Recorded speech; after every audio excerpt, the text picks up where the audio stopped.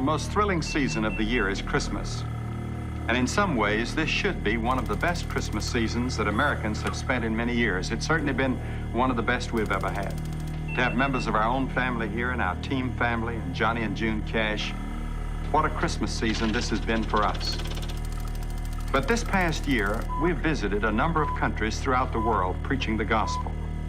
And in many of the places that we visited, we sensed that some sort of crisis threatens the very foundations of their societies. Thus, as we celebrate Christmas, ominous clouds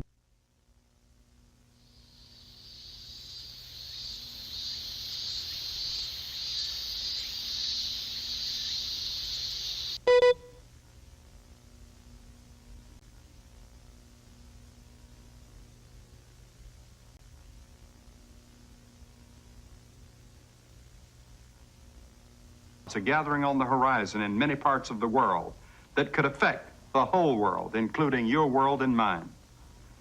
In addition, I'm speaking to many of you tonight who have your own personal crisis. It could be in your home, your health, your work, or just the pressures of life itself. But in the midst of all these problems, there comes the message of Christmas, with all of its hope, its goodwill, and its cheer. I think the message of Christmas has been generally misunderstood and misapplied. Some think only of business profits, shopping, gifts, tinsel, toys, and celebrations. Others think only of Bethlehem, of the star in the sky, shepherds in the field, and angels singing. And still others cynically ask, where is the Prince of Peace? But the real Christmas message goes much deeper. It answers all the great questions that plague the human race at this or any other hour. The Christmas message is relevant, revolutionary, and reassuring in a world of confusion and crisis. It can be summed up in three tremendous events: a birth, a death, and the climax of human history. First, the birth.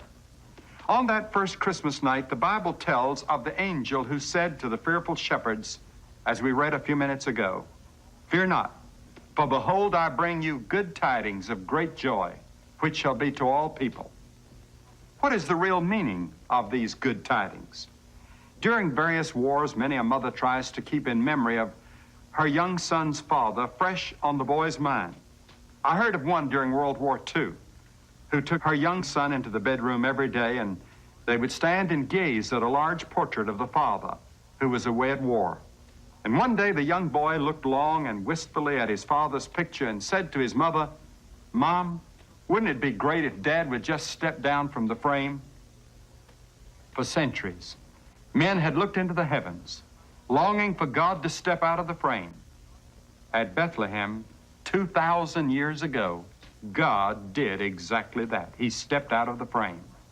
That virgin-born baby was God in human form. He humbled himself. He took the form of a servant. He was made in your likeness and mine. He identified himself with our problems and the problems of the whole human race.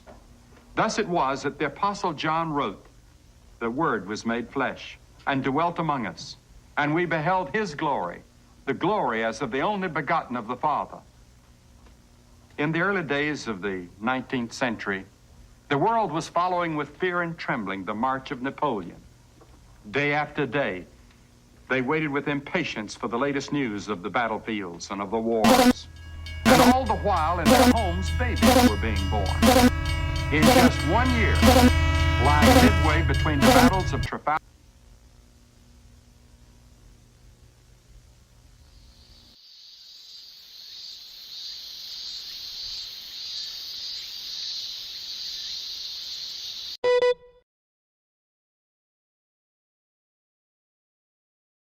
and Waterloo, there came into the world a host of heroes.